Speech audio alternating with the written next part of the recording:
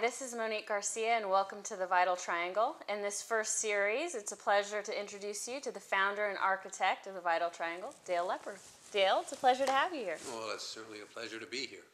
Well, I was really excited when your company called because, as you know, I'm not only one of your biggest fans, but I'm also one of your most loyal clients.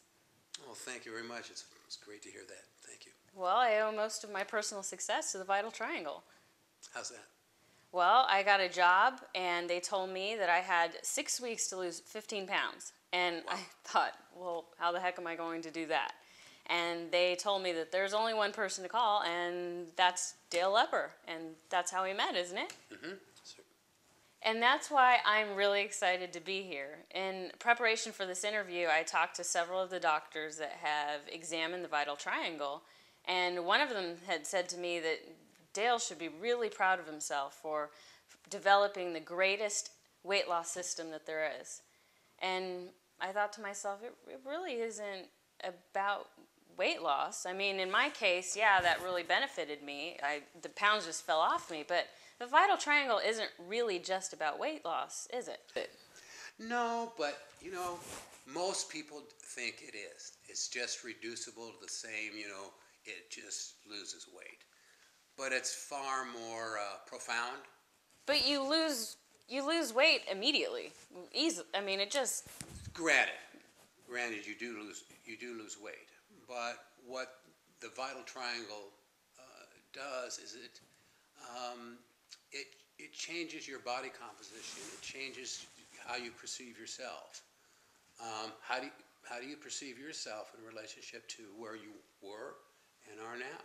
Well, like I said, I needed to lose 15 pounds, and I thought, well, hey, that's all I needed to lose. But doing the Vital Triangle, I found that once my body composition was the way that it needed to be, I ended up losing 23 pounds. Wow. In less time. I didn't need the 6 weeks. How did you feel? What was the difference? How you felt? I felt great. I feel great.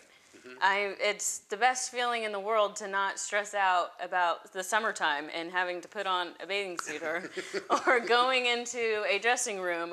I mean, all women freak out about that when they try clothes on and they don't fit right. I mean, I could put clothes on, they fit right, I feel good, I have the energy that I need, I'm stronger than I've ever been.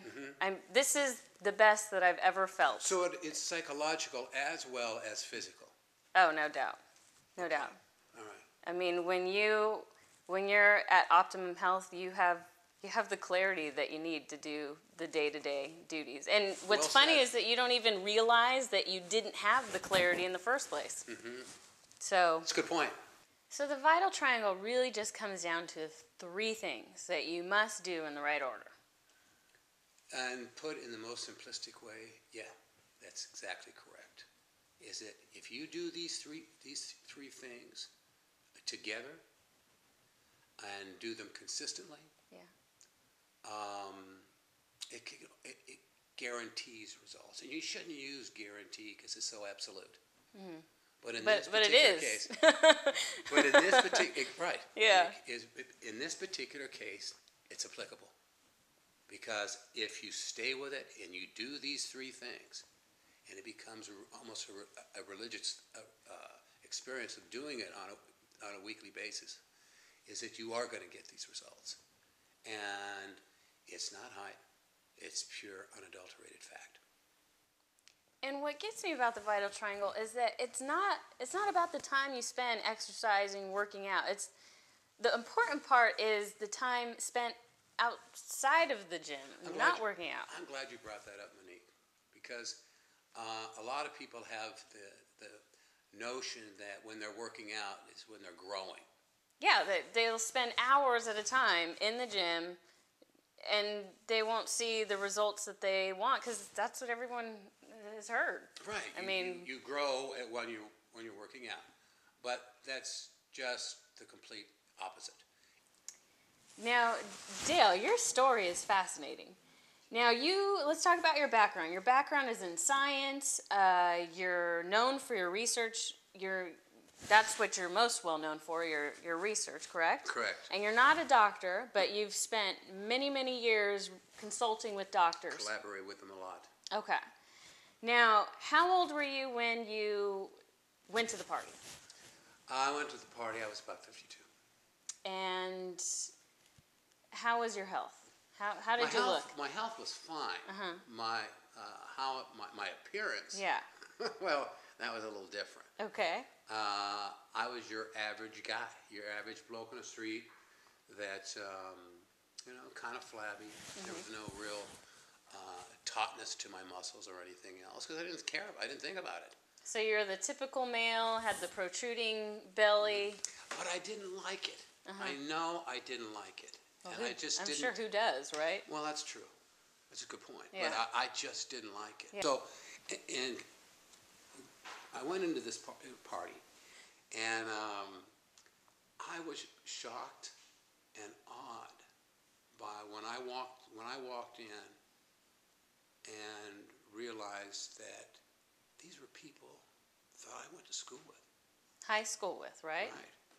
And you hadn't seen them in how many years? Oh, shoot, 25, 27. The thing that changed was that I didn't recognize them. They just were overburdened with fat. And what was indelible in my mind was, how'd you get that way? How in the heck did you get that way? Is that going to happen to me? We're the same age, but is this inevitable? Is this ineluctable that's going to change? I wanted to know. Yeah. So all of a sudden, I had a quick a revelation that all of a sudden now I had a passion. I had the passion to find out what the heck happened. So you drive home and you decide on your drive home, I'm going to figure this out. I got to figure it out. I got to find out why does this happen, and two, to what degree is